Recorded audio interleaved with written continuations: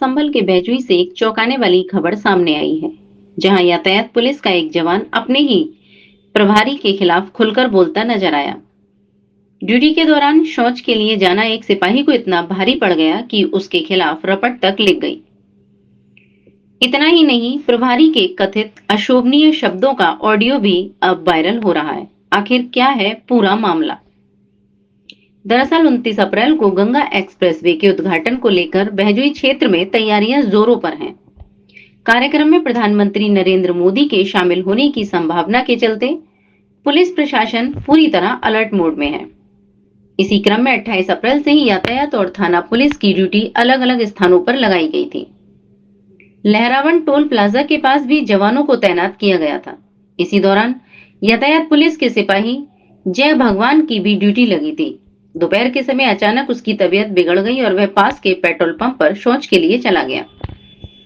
सिपाही का कहना है कि वह कुछ ही समय में वापस अपनी ड्यूटी पर लौट आया, लेकिन इसी बीच उसके पास यातायात प्रभारी दुष्यंत बलियान का फोन आया, जिसमें उसे बताया गया कि उसकी गैर मौजूदगी को लेकर रपट लिख दी गई है।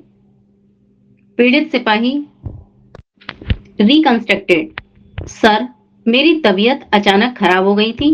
मैं सिर्फ कुछ समय के लिए गया था, वापस आते ही ड्यूटी संभाल ली थी। पीड़ित सिपाही का आरोप है कि जब उसने अपनी स्थिति बताई तो प्रभारी ने बेहद आपत्तिजनक भाषा का इस्तेमाल किया। कथित तौर पर फोन पर कहा गया, क्या मैंने तुम्हारी लैट्रिन का ठेका ले रखा है? यह ऑडियो अब वायरल हो चुका है और विभागीय व्यवहार पर सवाल खड़े कर रहा है। पीड़ित सिपाही आरोप: सिपाही जय भगवान ने यह भी आरोप लगाया कि प्रभारी दुष्यंत बालियान उससे पहले से नाराज हैं। उनका कहना है कि अवैध रूप से ट्रक संचालन को लेकर विवाद हुआ था। चालान करने पर प्रभारी नाराज हो गए थे, तभी से उन्हें परेशान किया जा रहा है।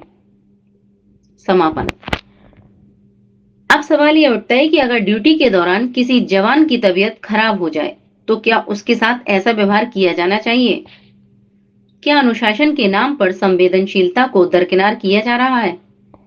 पीड़ित सिपाही ने इस पूरे मामले की शिकायत उच्च अधिकारियों से करने की बात कही है।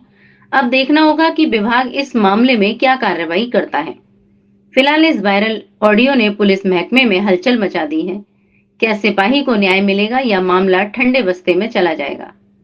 इस पर सभी की नजरें टिकी हैं।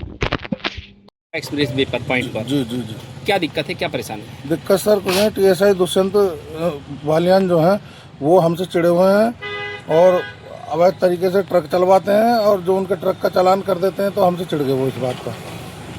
तो और आज क्या हुआ? क्या आज प्रोग्राम ये हुआ, मुझे सुबह 8 बजे से रात के 8 बजे तक ड्यूटी लगाई हुई थी और मुझे पोटी आई। मैं दूध पी लिया था सुबह, तो मन के आज पूरे दिन की ड्यूटी है तो मुझे पोटी आ गई, तो मैं एचपी पेट्रोल पंप पे जो फ्रेश होने चला गया। उसके बाद फिर जब वहाँ से आया तो कहने लगे फ़ोन करके, कहाँ हो तुम्हारी रपट लिख के वापसी कराओ। मैं सर किस चीज़ की वापसी कराऊँ?